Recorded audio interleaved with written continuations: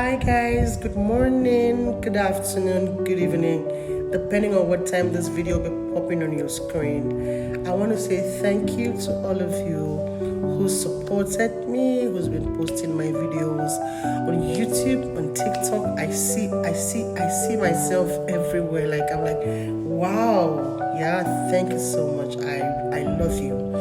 Okay, so for today, we'll be having asthma leaf tea.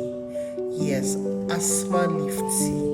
The picture of that leaf will be on the screen. Please, this leaf, as the name implies, asthma leaf, it has a lot of benefits. It helps you with your airways. Like if you have asthma, you have cough, you have any congestion in the chest, please, this tea is for you. This leaf also treats skin infection like eczema, rashes, and all of that.